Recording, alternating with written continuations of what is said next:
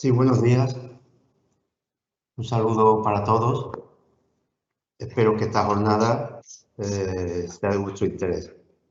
Esta segunda parte va a estar dedicada específicamente a la protección frente al vuelco de los quads, con la intención de presentar un planteamiento general de este asunto basado en el conocimiento y en el progreso técnico que tenemos en la actualidad, tal como se expresó en la presentación de la jornada. Desde nuestro punto de vista, este planteamiento general debería abarcar una serie de puntos.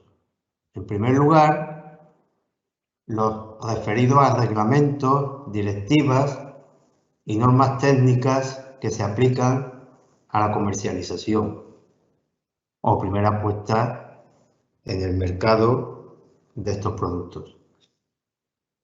También habría que conectar con la fase de utilización, en particular con la legislación de seguridad y salud en el trabajo. Y a esto hay que aportar el progreso técnico, es decir, nuevas posibilidades, nuevas opciones del estado de arte para la protección frente al vuelco. Y una vez visto esto, plantear también el equipamiento de la protección en los equipos en uso, lo que en terminología inglesa se conoce como el retrofitting. Y en concreto, los casos prácticos de equipamiento en España. ¿Por qué queremos hacer este planteamiento general con estos puntos? Bueno, primero, porque después del tiempo que se lleva tratando este tema, conviene ordenar las ideas, porque hay una gran cantidad de reglamentos, directivas, normas, progreso técnico que confluyen en el mismo asunto. Así tendremos al final un esquema de partida. Un esquema de partida para conocimiento del sector, usuarios, fabricantes, autoridades. Y con este esquema de partida poder facilitar la reflexión y el debate sobre este tema. ¿Con qué finalidad? Para la adopción de medidas que se estimen más convenientes, compaginando la legislación y el progreso técnico. Y estas medidas, si se adoptan finalmente, llevarlas a la práctica y hacer una prevención efectiva. Entonces, comenzando con este planteamiento general, el primer punto es referido a la comercialización de los equipos nuevos. Ya se ha dicho que cuando el quad se considera o se trata como un vehículo, puede tener dos posibilidades de homologación dependiendo del uso previsto por el fabricante. Tenemos el Reglamento Europeo 167, en este caso el quad pasa a ser un tractor. Tenemos el Reglamento 168, el quad es un cuatriciclo, pero también hay una tercera vía que hay que citar porque es importante, por aquello de que es la Directiva de Máquinas, la Directiva 2009/42, traspuesta al derecho español por el Real Decreto 1644. Cuando estamos hablando de reglamentos de homologación, los vehículos pueden circular por vía pública. En el caso de que se aplicara la directiva exclusivamente, la directiva de máquinas, no podría circular el quad por vía pública. Ese sería el matiz más importante. Bien, pues en estas tres disposiciones de comercialización es donde el legislador ha establecido una serie de requisitos para la protección frente al vuelco.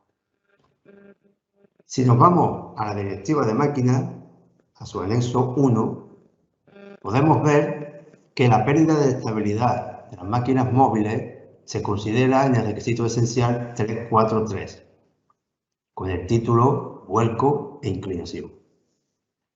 Este Real Decreto, este requisito esencial 343, dice Si existe riesgo de vuelco o inclinación, la máquina debe estar provista de una estructura de protección adecuada que proporcione al operador un volumen límite de deformación adecuado. Si consultamos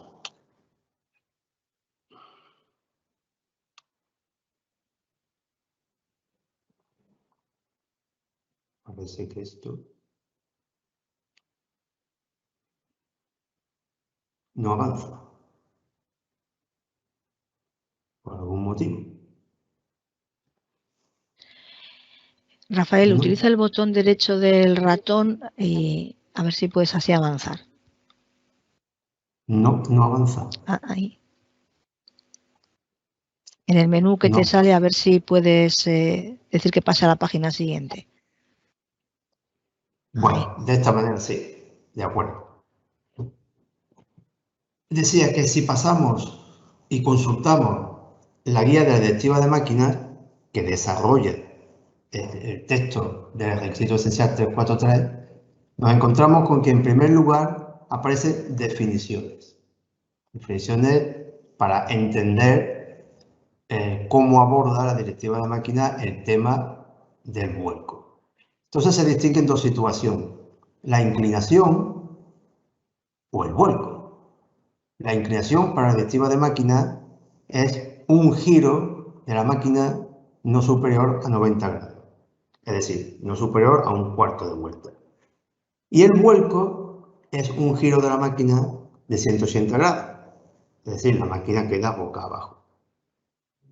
En estas circunstancias, la guía nos dice que el operador puede ser lanzado fuera de la máquina o aplastado por la propia máquina y, por tanto, es necesario la adopción de medidas de protección.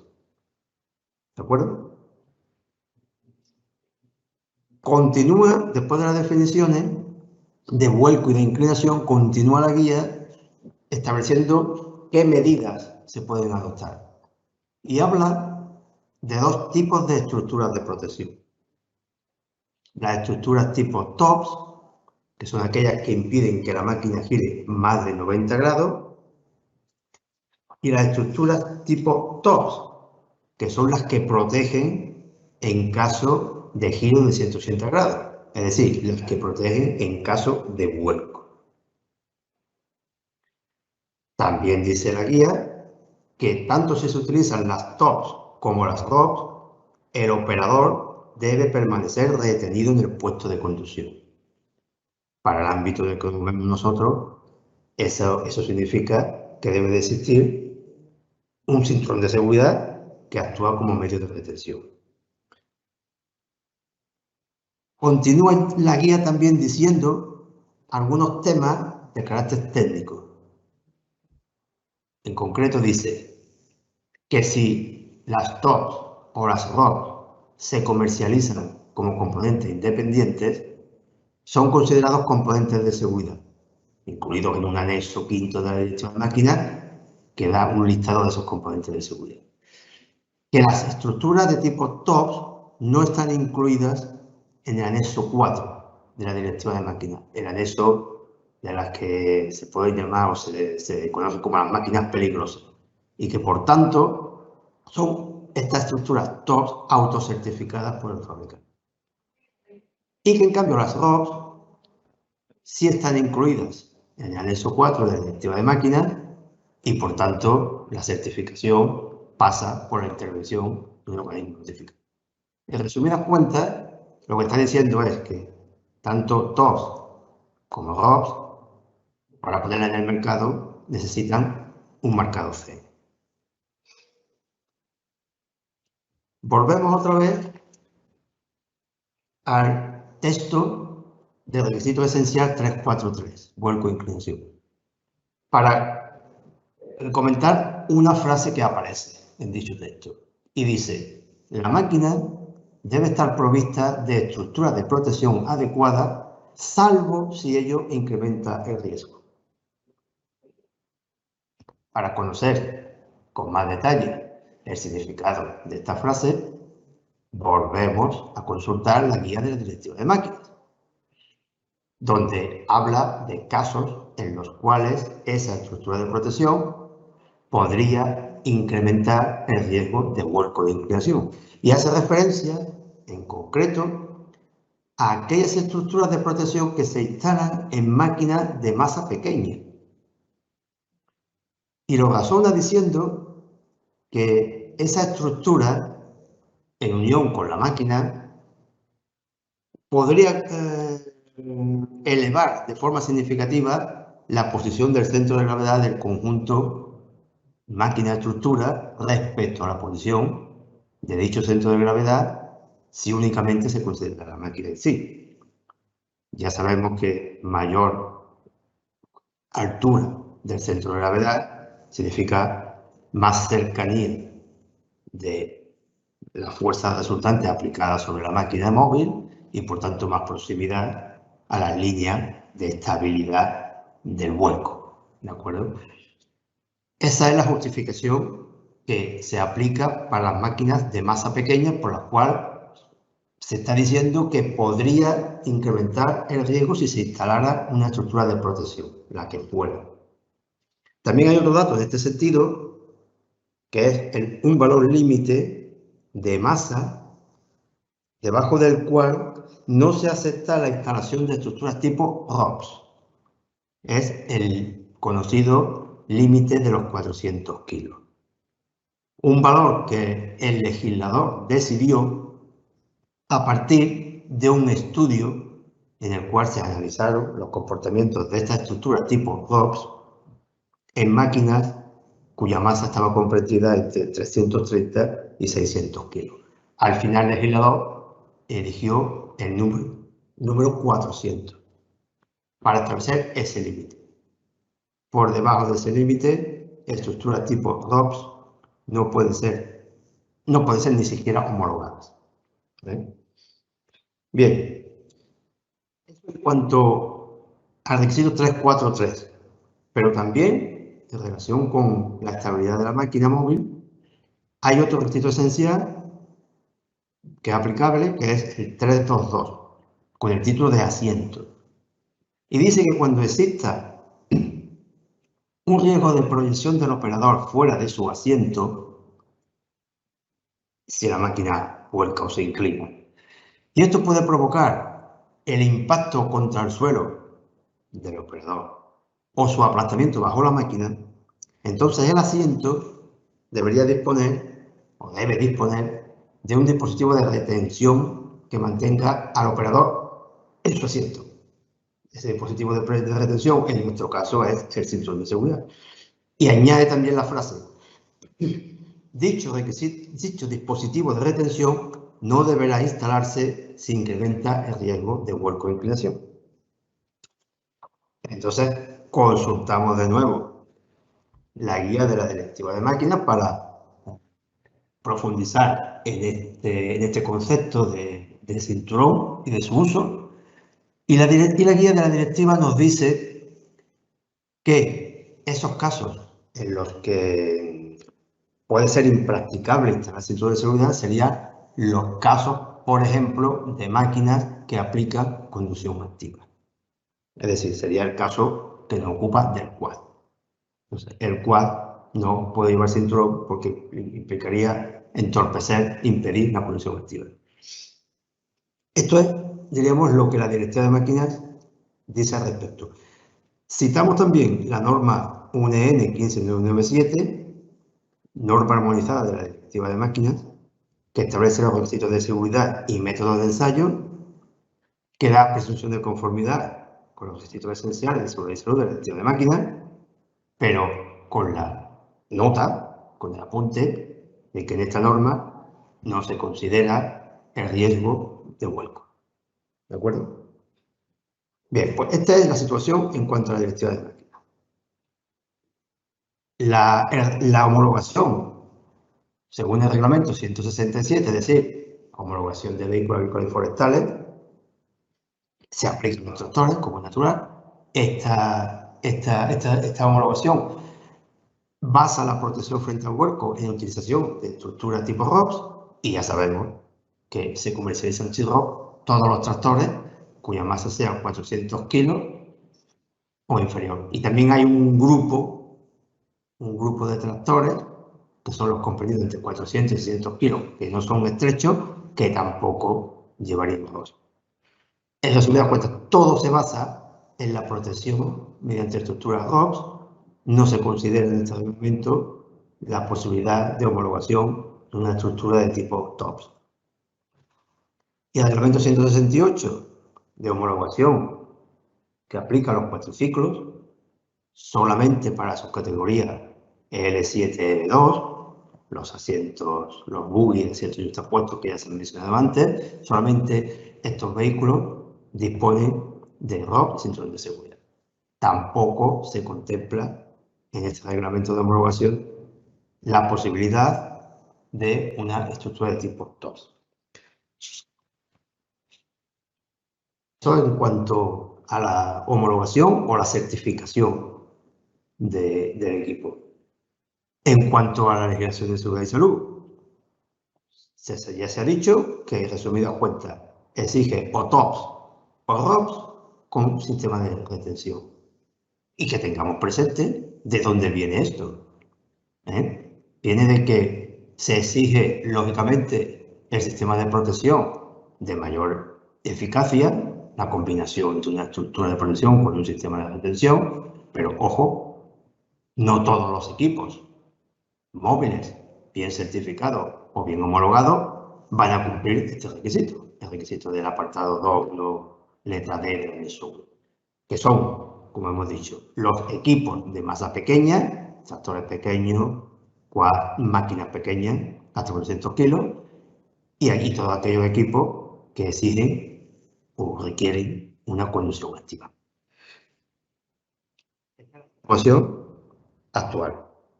En cuanto a comercialización y utilización por los trabajadores.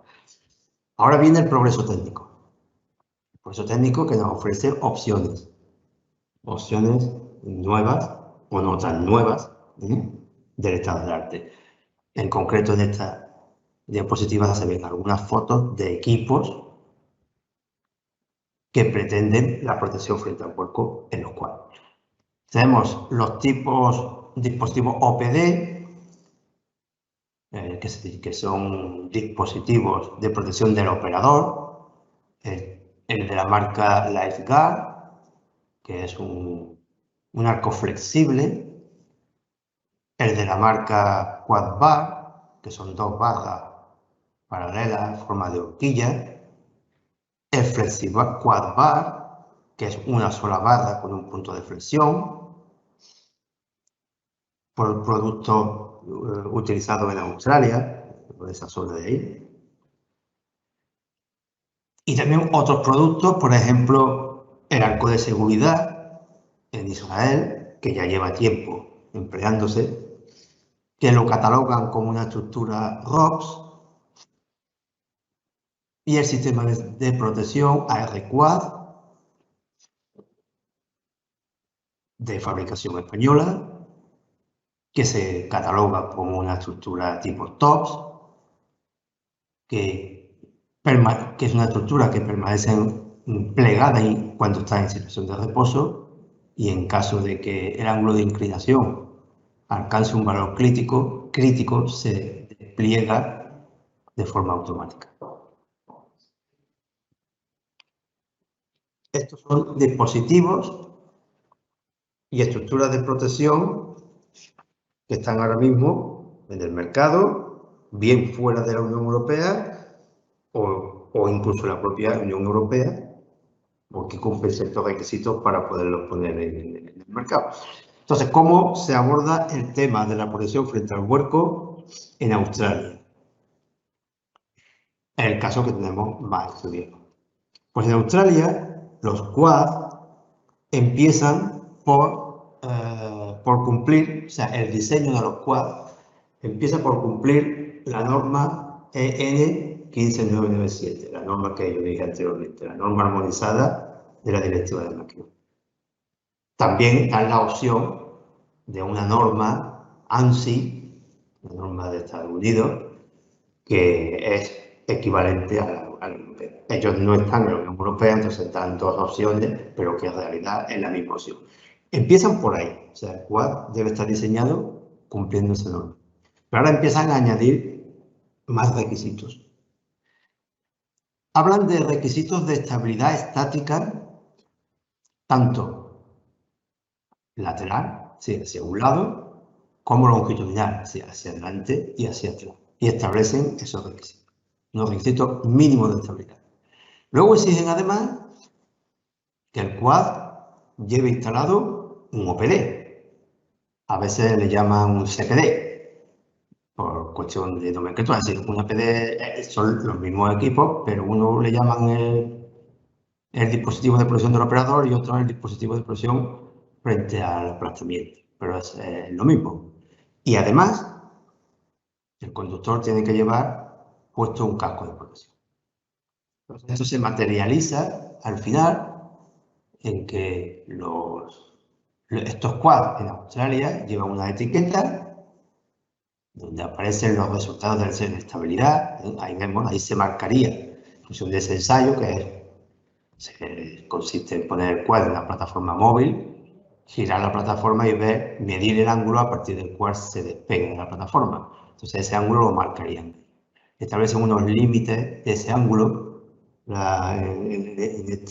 Australia, que es 28 grados para la deformación, para el giro, el ángulo de giro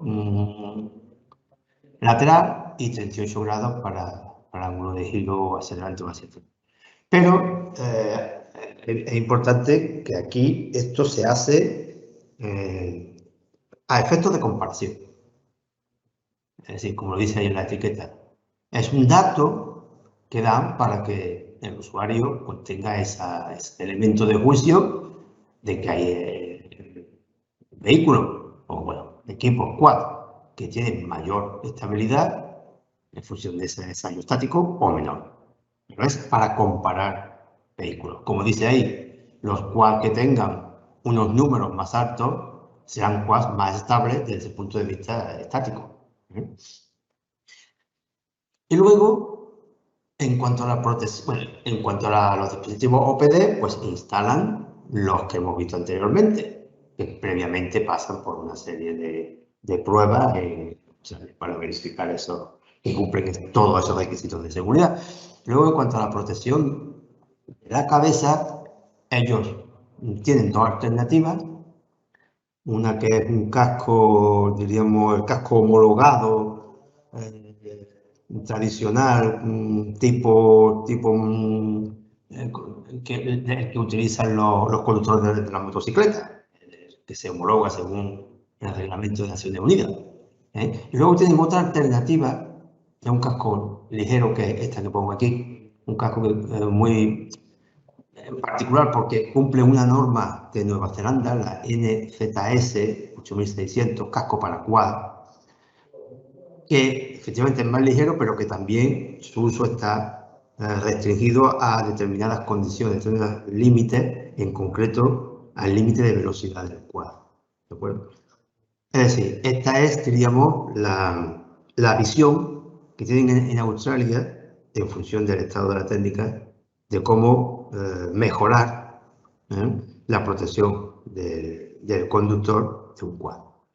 Entonces, para poder ver de manera práctica, de manera visual, cómo funcionan este tipo de dispositivos OPD, vamos a conectarnos con un vídeo. En él podemos ver el funcionamiento del FlexiQuad Bar. Podemos ver cómo funcionaría creando esa imposibilidad de que el conductor quede inmovilizado debido a que el quad le cae encima. ¿Y qué sucedería en comparación con un quad que no tiene ese dispositivo OPD?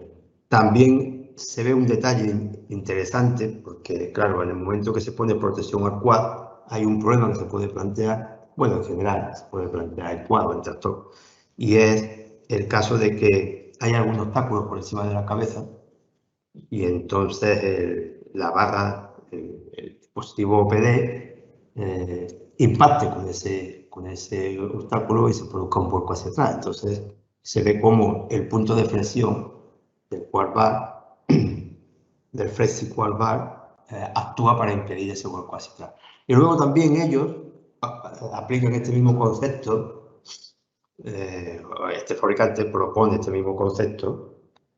Ya no sé si será una obligación legal en Australia o no, pero él propone este mismo concepto para la protección frente al vuelco en las cortadoras de césped. Todo esto es lo que vamos a ver en este video. Vamos a intentar conectar.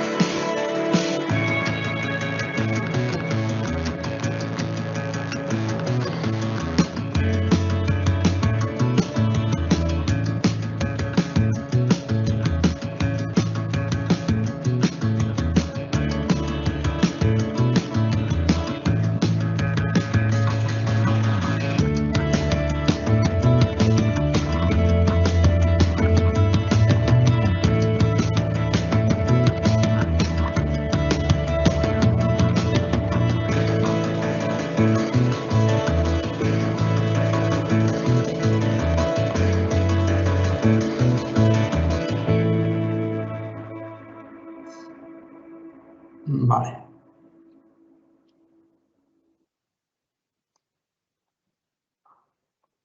Bien, pues visto el enfoque que se hace en Australia de la protección en los quads, pasamos a lo que en Europa se dispone actualmente bajo el marcado CE.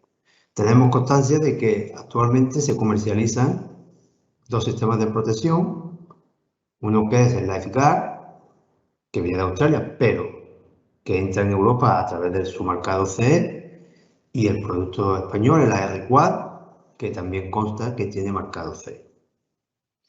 Están disponibles en el mercado, cumpliendo todos los requisitos que la legislación de comercialización exige en función de la directiva de máquina.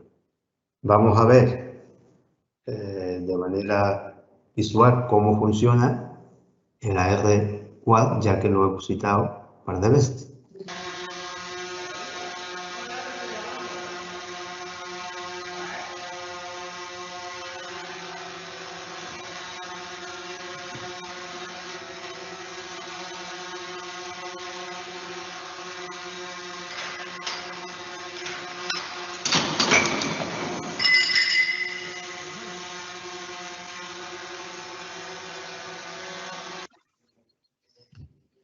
Bien, este es el sistema de protección certificado como sistema, como estructura TOPS. Bueno, pues con esta visión general,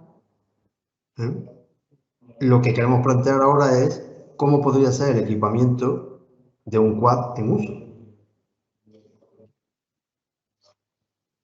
Entonces, analizando las posibilidades, la combinación de ROPS, TOW y cinturón, que es lo que da la máxima protección frente al huerco, podemos ver que en el caso de quad, la estructura ROPS no es practicable porque no se cumpliría el requisito del límite de masa de 400 kilos. El cinturón de seguridad tampoco es practicable porque impediría la conexión activa. Y nos queda el recurso a la estructura tipo TOPS, que consideramos que es practicable, pero ¿qué sucedería? Como el quad no puede llevar cinturón de seguridad, existe el riesgo de proyección del operador. Es decir, hay un riesgo ahí residual que no está cubierto por la ausencia del cinturón. Entonces, analizamos cómo se aplica, cómo se integra la seguridad del diseño de la norma. Hay unos principios de integración que además se materializan en un orden de prioridad. Primero se dice que hay que adoptar medidas de diseño intrínsecamente seguro o inherentemente seguro.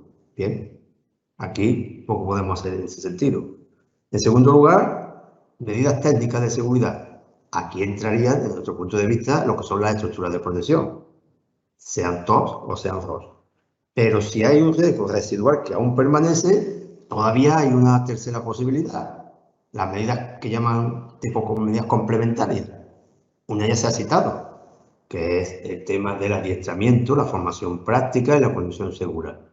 Y hay otra medida complementaria, que es el recurso a la protección individual. Entonces, para combatir ese riesgo residual de proyección del operador, podemos disminuir la gravedad de las lesiones recurriendo a la protección individual. Y enlazamos ya con el concepto de Australia. Entonces, ahí tendríamos el casco u otros equipos de protección individual que se estimen convenientes. Y como estamos en la Unión Europea, no podríamos recurrir a este casco ligero, porque no tenemos constancia de que exista un casco certificado marcado CE, que sea equivalente en Europa, y nos quedaría recurrir al casco homologado de motorista. ¿De acuerdo? Y si ahora pasamos a hacer el mismo razonamiento de equipamiento para tractores pequeños, llegaríamos a que el tractor pequeño con asiento convencional o tractor pequeño con asiento a horcajadas. Al fin y al cabo son tractores. Entonces, la ROPS tampoco es practicable porque está por debajo, por debajo de 400 kilos de masa del equipo. El cinturón de seguridad sería practicable. No se requiere conducción activa cuando se conduce un tractor, en función del uso previsto de ese tractor. Y las TOPS sí sería practicable. Pero como ya llevo el cinturón de seguridad, no sería necesario recurrir a la protección individual. Estos son los planteamientos que, desde nuestro punto de vista, se podrían estudiar y aplicar en su caso, porque además, como estamos hablando de equipos en uso, estamos hablando de equipamiento de equipos en uso, estamos hablando de retrofitting. El retrofitting es competencia de cada Estado miembro. Entonces, es decisión del Estado miembro aceptar un tipo u otro de equipamiento o no aceptar ningún equipamiento. Pero bueno, el planteamiento está hecho en principio y a disposición de discusiones o de debates no en esta jornada, sino más bien en mesas, porque son temas que no se resumen en un minuto. Entonces, en España, si queremos reformar vehículos, Eso está previsto porque hay un Real Decreto que regula la tramitación de la reforma de vehículos y un manual de reforma de vehículos. Hay que seguir ese manual de reforma para que la reforma sea legal. Y en ese manual de reforma aparecen una serie de sesiones, concretamente la sesión 2, vehículos de categorías L, Quad y UTV, y la sesión 3, vehículos agrícolas. Entonces, lo que sí sabemos es que aplicando estas sesiones y cumpliendo el manual de reforma y el decreto de tramitación de reforma, tenemos constancia de que hay instalados actualmente estructuras de este tipo, la estructura fabricada en España, ya en algunos de estos vehículos, ¿de acuerdo? Y el siguiente punto sería el tema de los equipos nuevos. Esto ya es otra batalla distinta. Esto es la comercialización. Entonces, en la comercialización, nosotros creemos que lo más interesante sería revisar las normas que yo cité antes, la N15997, seguridad, requisitos de seguridad y métodos de ensayo para los cuadros.